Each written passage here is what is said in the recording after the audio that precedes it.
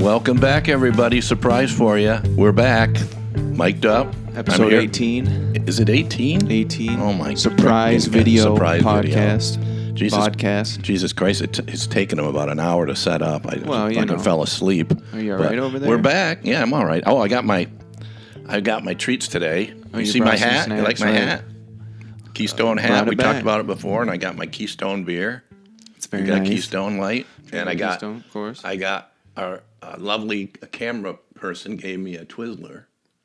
Looks like it's got a lip. It's filled too. There's filling in it. Look at it. Looks like Is that I was this relatable? morning. Look at it. Does that look like? But anyway, on the other Something? hand, 4 fingers and a thumb. Well, down there. But so I mean, it's good to be back. it is good to be back. We've done a lot of work, but there's just not a lot going on out. There's a lot going on out in the world, but it seems like everything's the same stuff. It's the same two shit. things. What is it? Politics and COVID-19. Politics and That's all it is. COVID-19. I'll be so fucking glad when this goddamn election's over. I'm so sick of the signs on everybody's fucking lawn. Why would you put a sign on your lawn? You know, I noticed too is like the more south you go, like Cumberland County, Portland, that kind of area, you see a lot more Joe Biden. That's a Democrat. Biden, As you go north, you get more. more You know north, why? right? Because it's rednecks. Is that it? Well, yeah. The farther north you go, you get more rednecks. If you go up to like where Alyssa lives, my daughter, Yeah. you go up toward that, up Skowhegan, that's all there is up there. They got Confederate freaking flags and fucking kids running around in diapers. I mean, it's just a weird. Well, I did see one the other day up there, and all they do up there is shoot. They shoot guns all the time. That's So all that makes them a redneck. I'm going up there tomorrow to shoot guns. So does that make you a redneck tomorrow? I can, but see, the thing is with me, I can fake being a redneck. I can be whatever somebody wants me to be. So you're only half a Trump supporter. Half the time. There's some things I like about Trump. I'd like to fuck his wife, but I mean, and his daughter. I'm not going to lie about it. I don't know if I do him, but I do them, and all of his ex-wives probably. Is that about it? Well, I mean, some of the stuff he's just so goofy, you know. He's just so. Well, what makes you pissed off about the signs? Oh, the signs. Well, why do they have to? We already know who's running for these offices. Why do you have to fucking put? Do you think people are so fucking stupid they don't remember that Biden is running and Gideon? Maybe they do it to show where it's their so fucking house stands, even though that nobody gives a fuck. I don't. But It's just. I think you're asking for trouble because the way this world is going today. Sorry, I'm going to be burping a lot probably. The way this world's going today, I wouldn't put a sign of either party out on my lawn because somebody's going to go by and do something to you because that's the friggin' mindset of these people today. There's a lot of footage of people stealing Trump signs, and you don't really see it so much on the Biden side of it. But yeah, they ain't worth nothing. I guess depending on where you live, if you live up north and you got a Biden sign, they might fuck with your stuff. Yeah, the thing is it's all about what. Here's how I do it. It's all about me. I don't give a fuck about you guys. You got your own bullshit to fucking. I had to go through the same shit with fucking Nixon and all that crap growing up. And is that why you are the way you are today? Exactly, and you're going to be just like this. You will be. I'm going to pass this hat down to you too after I'm gone. Thank you. But it's just so much bullshit all the time. Now, yesterday the mailman come and he's a good guy. Is his name Tanyan? His name's Joe. Oh. He's well, there's two of them, Joe and Patrick. Patrick's a dick, but he can't be a dick if he's Patrick. But Joe's telling me he's been one for a long time. He friggin' hates Amazon. Oh yeah, and he can't stand. He hates the people that live across the street because she's getting packages all the fucking day. He's got to get out of his thing. And did you hear that? Oh, let's talk about that. I know what that was. Acorns. Anyway, we'll get to acorns. That's another fucking thing. Oh my God, kill them. I hate fucking chipmunks and squirrels. I'm sick and tired of the mail. And then it got to a point where in Maine, I don't know if we touched on this or not, but this woman. They said it was a woman, so somebody must have saw her do it. Was putting dog shit in people's mailboxes that had Trump signs on their yard. So she was targeting Trump people. But I've never heard it. That was That was probably 3 weeks ago. I've never heard anything whether they caught the woman. Well, apparently she was seen on a bike, so she was on had a to bike? have, yeah. But like, so she must have put the poop. How would you carry the dog shit? Probably in a little baggie like this. But you're on a bike. Well, she might be a good Backpack? bike rider. She Put could it be in a riding backpack. like this and just, maybe she put a couple pieces in her mouth and spit them in. I don't know. But they Up never here, caught her. As far as I know, I mean, you would think that would be big news up here. It's like the two guys that jumped ran the cop off the road after he was chasing them, a state trooper up in Richmond, and the two black guys and a white chick. I think she was white. Her name was White, kind of white. So these guys jumped out of the car, and the trooper couldn't go after him because he had a concussion. He was all fucked up. Right. They took off out in the woods. That was a month ago. I've never heard anything. They could still be out. They might be out in your backyard. Didn't they? So there was a warrant out for one of the guys in Connecticut, but they found him in Waterford at like a stoplight or they saw him in a car or something like that. They saw him in a car, and then the cops tried to pull him over. So they just, instead of pulling over, they sped away. Mm-hmm. And I guess they went all the way through.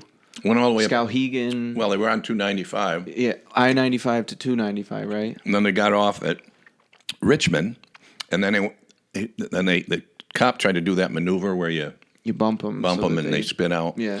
Well, this was on 201 North. Yeah. And that was it. Well, he ended up bumping them, but in all of it, he ended up being the one that spun out, and then the airbag went off in his car. Yeah. So then they crashed too, but they got out in the woods and ran off. Well, they can run, so. What do you mean? Well, no, they just, Everybody can run. Well, yeah, but they're much more athletic than I wonder if they carried the white girl. A fat cop, The cop was probably, state troopers are usually, you have to be in pretty good shape to be a state trooper. I mean, most of them that I've seen, but you get some of these deputy sheriffs, you see them with their big guts. They kind of look like you. Yeah, their big guts hanging out. Same hat. Except it says sheriff on it. Yeah, sheriff. Yeah. But anyway, those are things that I haven't heard anything about. You know that they went up to a woman's house and were asking to use the phone. And you remember you had something like that happen to you a couple of years ago. Yeah, we were I was in the house. This is the house we were living in before, over down the street, not too far. So that wasn't my birthday. The overdose woman was my birthday, but it was dark out, and I think it might have been this time of the year because it was dark out and it was still not cold out. Right. So it was probably October, probably after the Early time. October, yeah. So I'm on the couch watching TV. Miriam's over at the sink, and she's doing dishes, and all of a sudden I hear her start talking. I hear her talking like, and I'm going, who the hell is she? Who are you talking to? There's a lady out here, or a woman out here, that wants to use the phone. And then Miriam turned like this, and she goes, "Get your gun." And I went, "Okay, you don't have to tell me twice to get my gun." So I had my gun right there. So I'm thinking, if you're out here and you're going to try to home invade me, you're going to have a bullet in your forehead. So I come out, I got the gun, and I'm watching her. And I told her to stand back. And I said, "What can I do for you?" And she said, "Well, I need a phone." And the story didn't make sense. Yeah, Right. Our car broke down the road. We're in a straightaway. I didn't see no cars down the road. It's funny, though, because she said the same exact thing to this woman. She said she was 3 months pregnant and that her car had broken down. Yeah, probably the same one. So anyway, what happened is I said, give Miriam the number through the window. Tell us the number. We'll call your people, whoever that is. And so Miriam called them and told them, your friend is here and sent her car. I said, "Where's the guy that was driving, your husband or your boyfriend?" Well, he had to go to Walmart. So he just dropped her off in the middle of the street. Well, yeah, but then the car fucking, it didn't make any sense. And she was one of my favorite kind of women. Fat. Yeah. Good looking. No, fat. Big fat pig. Friggin' things dripping out of her crotch. I don't know. But anyway, I said, "You're not going to wait here because we have no light there, no street light, just the light from the garage." I said, "See that light up there by where Mike Hannigan has the buses?" Yeah. I says, "See that light up there? That's where you're going to go." She turns around, she starts swearing at me. fucking Jesus will fucking, you will go to hell. I said, oh, Jesus, get the fuck out of here, you fat slob. You should have let a couple off. I almost did. Almost did. And then, anyway, the people said, well, we'll be on the phone, told Miriam, well, we'll be there. Tell her we'll pick her up in about 20 minutes. And I told Miriam, I said, well, you tell him she's not going to be here. She's going to be up the road a little ways. So after I call her all those names, I'm going, oh, man, these guys could come back and fuck me up. But that's all right, because you got the gun. I'm ready to go. Yeah. So I got the shotgun, too, so I'm good to go. And he said it'd be 20 minutes. It was not 3 minutes. And they picked her up. She was still just walking up the road. She hadn't even gotten to Mike Danikins. They were somewhere right down. Right, watching. Yeah. I think they were in that turn in between our house and Eric's house, the landlord guy. Yeah. And they stopped and pulled over and says, well, let's get ready for this. And they just took off. What do you think? What do you think, honestly, that they were trying to do? I think they were trying to home invade us. We're a house in the middle of nowhere. Right. There's nobody right next to us. Nobody on either side within. Older couple. 200-300.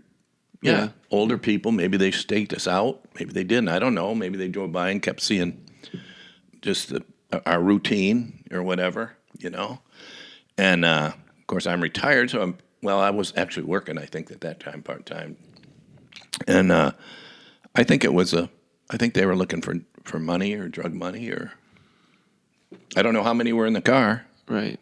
So and I'll tell you, I didn't like living there. It was just. So Litchfield, yeah. So they went to use her phone, they knock on the door, she said she was 3 months pregnant, and their car broke down or whatever, but her boyfriend or one of the guys was sitting there like behind a tree or something. Right, yeah, he was like telling her to he was like what to say, and the woman saw him and she slammed the door. She slammed the door and slammed the door and called the cops. It's like, I mean, how stupid can you be? Well, I consider the source. I mean, but to this day they haven't found him. I haven't heard a damn thing, and you would think that they would have notified the public that there's no reason to believe that they're still out there or any. I mean, they didn't. They were both they're both from Connecticut, right? But they weren't considered armed and dangerous. But you don't know that. Well, Christ. What they were saying is from his past, which is armed robbery, is that you should be aware that you never know what they're going to have on them. Jesus, I'm really starting to. I thought I was losing weight, but I still got quite a gut on me. Is it noticeable? Good. Yeah, you look good. Look how it moves up and down, though. Wow. All right, everybody. This is episode 18 of Mic'd Up. We're going to take a quick break from our paid sponsor this week. We do have a paid sponsor. It's a surprise. We'll let you guys check it out. I actually think that the camera woman's going to poop in a minute. We'll take a break. We'll be right back. We'll be back. All right.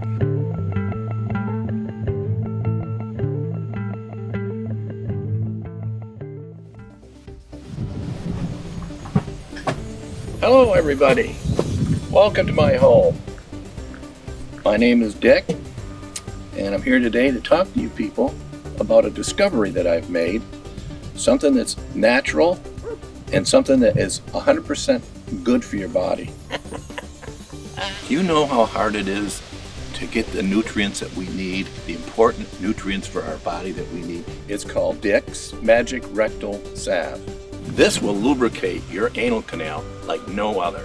In fact, when you take it, I call it a dump like in the morning, and let's say you're a little constipated, that fucking torpedo will fly out of your ass like 150 miles an hour. I'm not kidding you. We have state-of-the-art technology when it comes to rectal salve.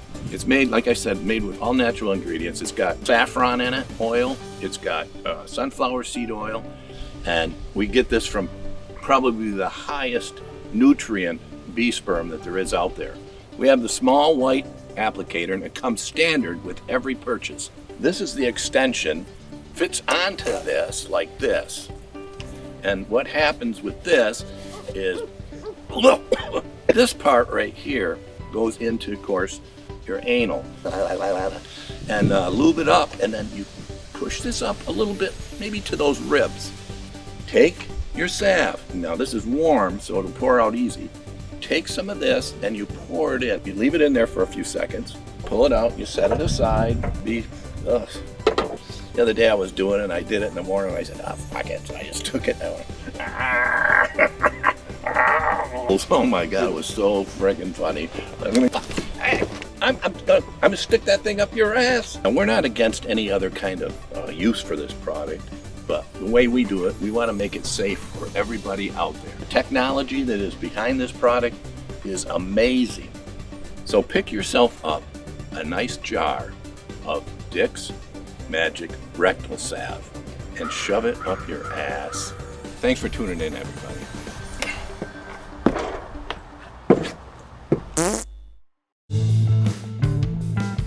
Welcome back, everybody. This is episode 18 of Mic'd Up. It is. This is fun today. Live. Yeah, I like it. It's good to be back. It's good to do a couple of things. I hope everybody enjoyed our paid sponsor. We have a sample of our sponsor, and this is his new salve. It's called Dick's Magic Rectal Salve. And you've used it a couple times. Oh God, yes! It's We're very amazing. big supporters of this. Look at it. It's just crystal clear, but it's got the bottom. Look at that, and you move it around like this, and it doesn't. It keeps its. It's just amazing. And like I said, I've used it a couple times, and it comes with this. This is an adapter, and I'm not going to talk any more about it, but you can kind of see from looking at it how this salve gets applied.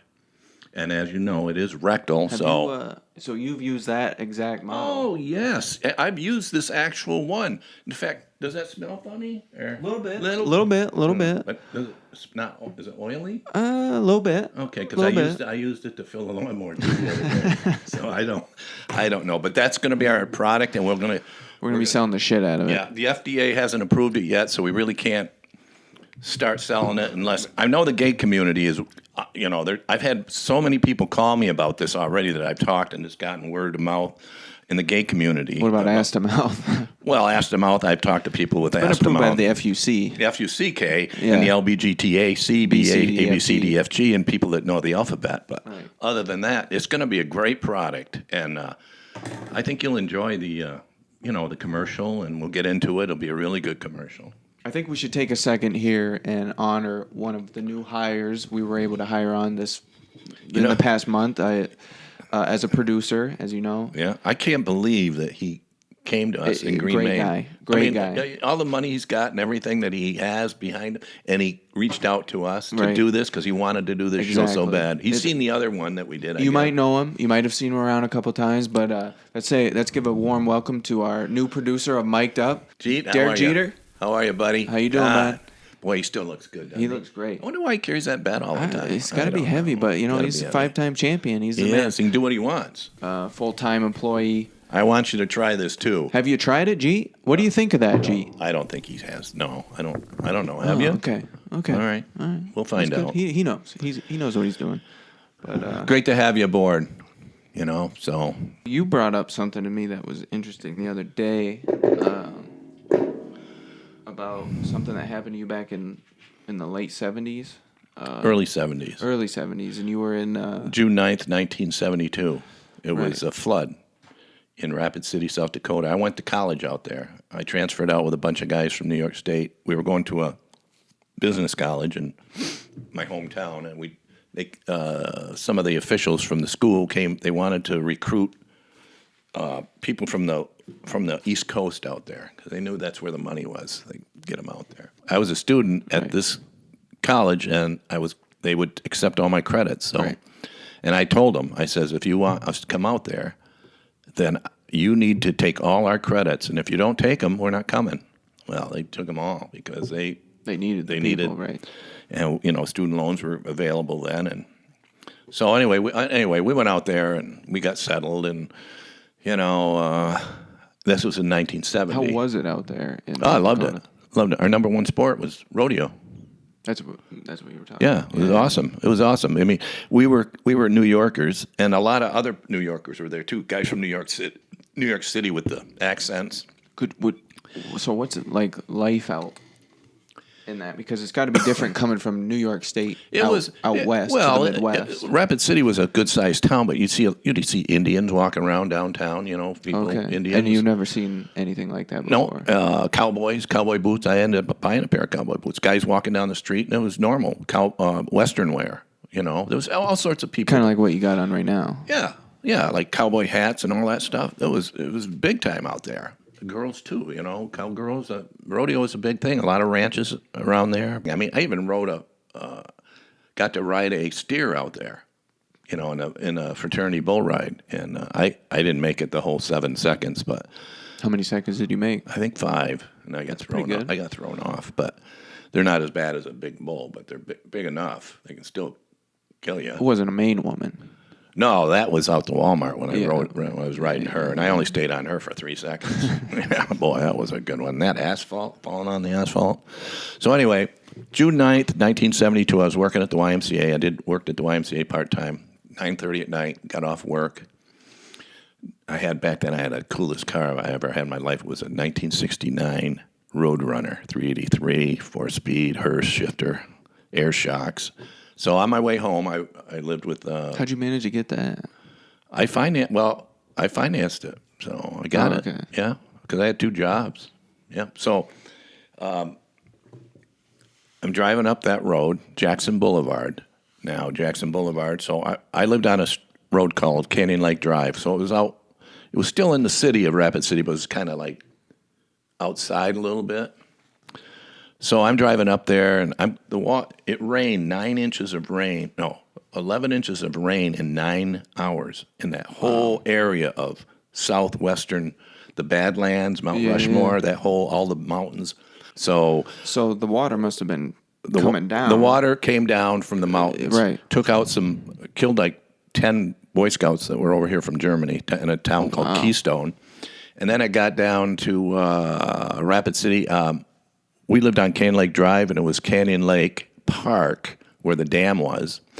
I lived up above on Canyon Lake Drive. Canyon Lake Park was down here, but the water came down and broke the dam. I just got home. 10 minutes later, that dam broke, went right down where I was driving. I would have been dead. The entire dam just burst. From a landfill dam, yeah. It sent a 20-foot wall of water down through the whole city of Rapid City.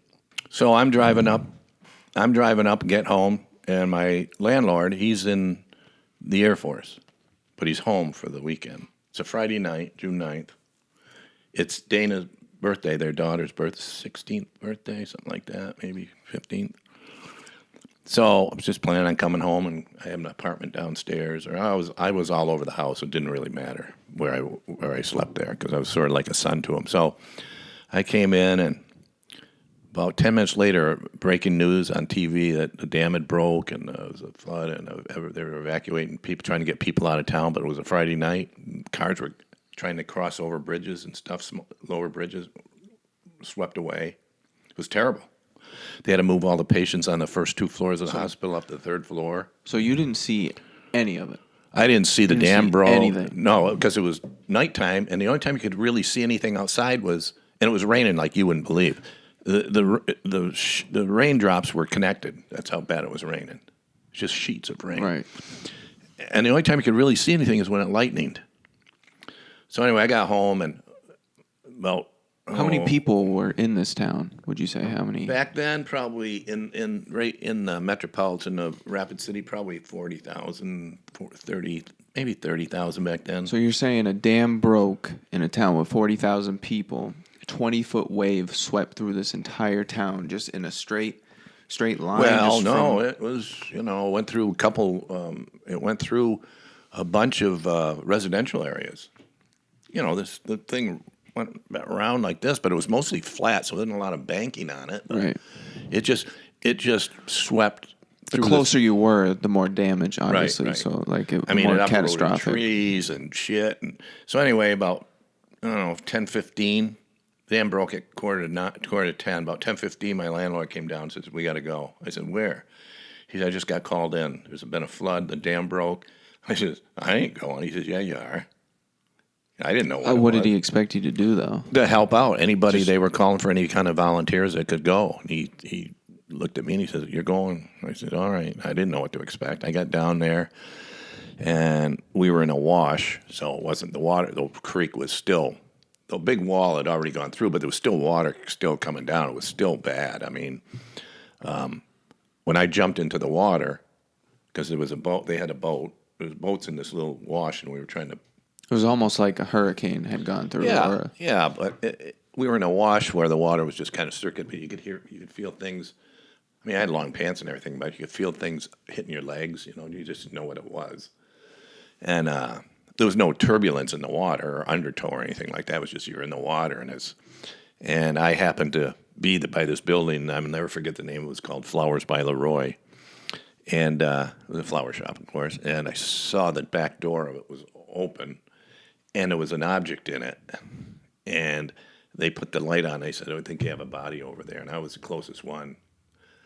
So I went over and I grabbed the object, and it was just partially floating. I couldn't see. I mean, every time they had the light on, and every time I turned around like this, the light was blaring in my eye. So I just kind of closed my eyes and I took it around like this, and I pushed it up on the boat, and I moved my head so the legs would go up. Well, there was only one leg.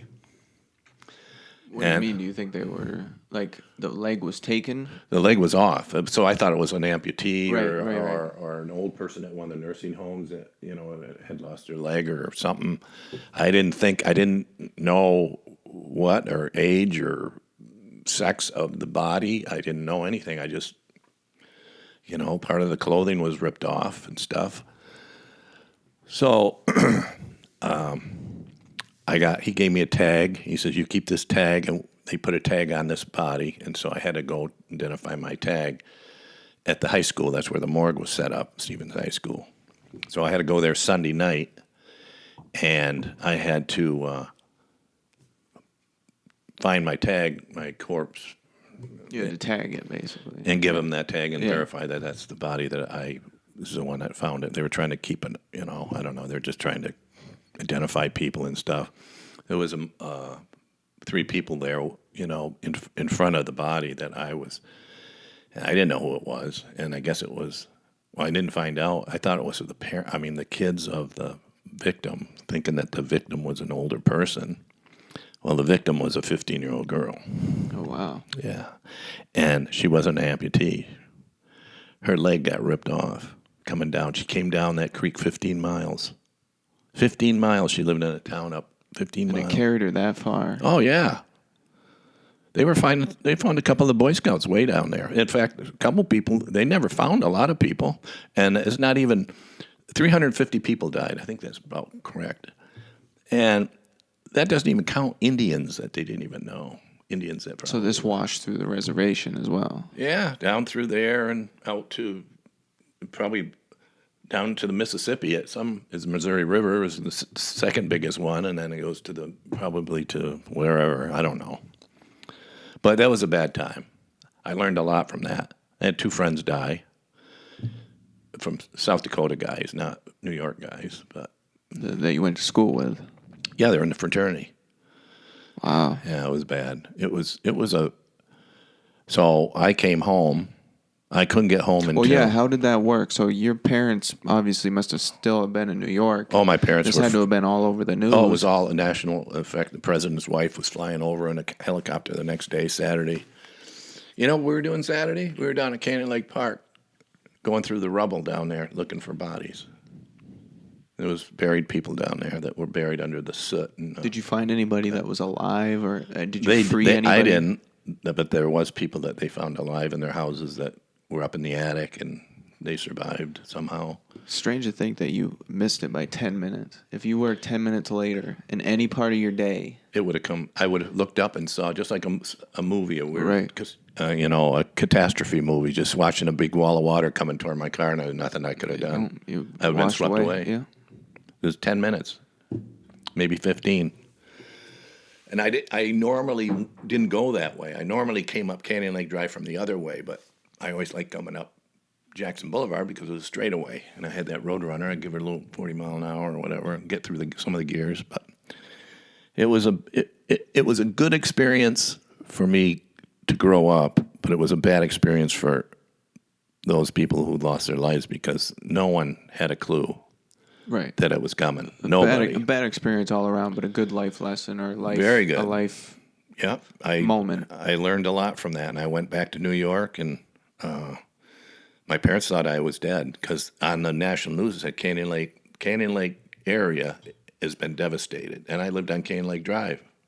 Did they show footage of it too? Yeah, footage, yeah. And they just thought I was dead because they didn't know where I lived out there. I mean, as far as what area.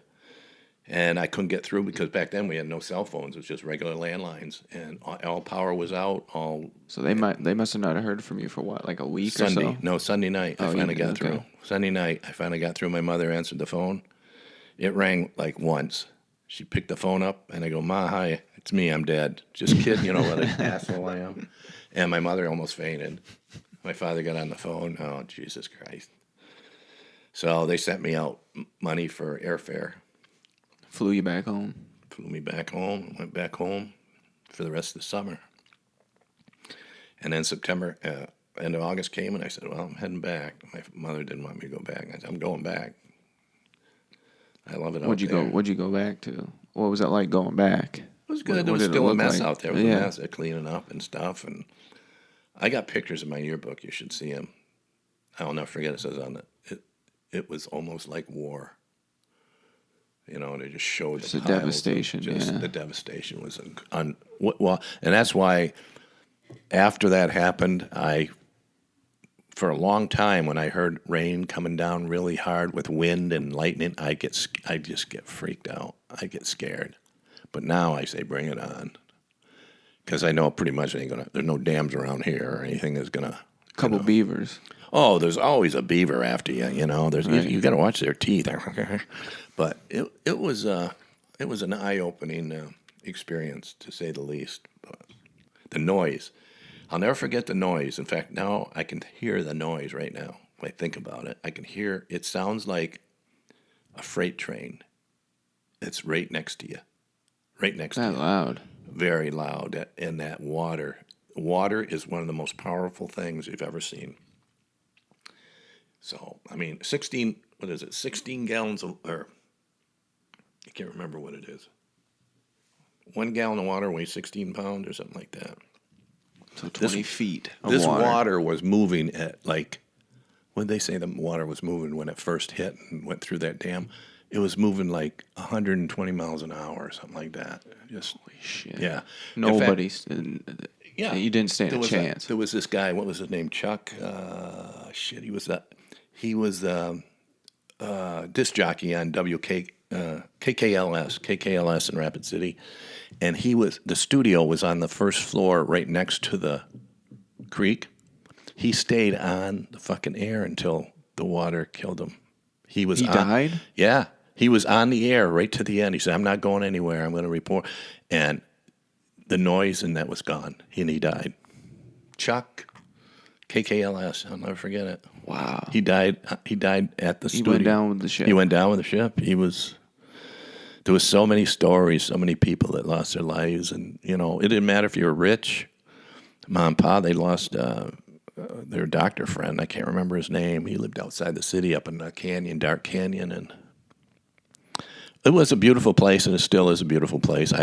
I would love to go back there. I liked the people when I was out there. I fit in really well, even though I was a long-haired freak from New York. I had a good time. I don't know now. I'm sure a lot of people have gravitated to the north and from Mexico and stuff. I don't know what kind of people are out there. It's all right. I wouldn't mind going back, but I'd probably have a lot of memories of that coming back. So I don't know if it's not on my bucket list. All right, everybody, we're going to take a quick break. We'll be right back. This is episode 18 of Mic'd Up. Stick with us.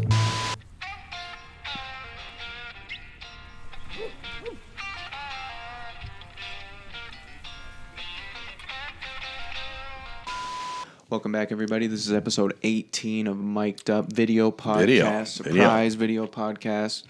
We're back here in studio, October 24th. I don't know. I want to get into something before we wrap up here. I know that you've had a couple things on your chest about your two favorite sports teams, which are those the New York fucking Yankees cocksucking and the on New a York son of a Football Giants. bitches. So I want to just give you this little outlet, Fucking one assholes. sentence each for each team, Okay. as a summary of how you feel their season went. Start with the New York Yankees. You got one sentence. All right. My sentence is, they suck fucking dick. I cannot stand them. Aaron Judge must go. Okay. All right. New York Giants. One of the worst teams in football, but they still suck. And all I think they are is the Yankees in football gear. They suck. Gettleman's got to go. I hate his guts. All right. That's it. I think that was That's pretty it. good. I mean, Yeah. I can't stand Gettleman. He's got to go. He cannot be involved in the fucking draft this year. And Gettleman's gotta go. He's had to go. Aaron Judge has got to go. They'll give him a lot of money. And that stupid fucking Sanchez, that fucker's got to go too. That stupid The fuck. Sanchino. Yes, why not ever? He's an asshole. And and I just wanted to.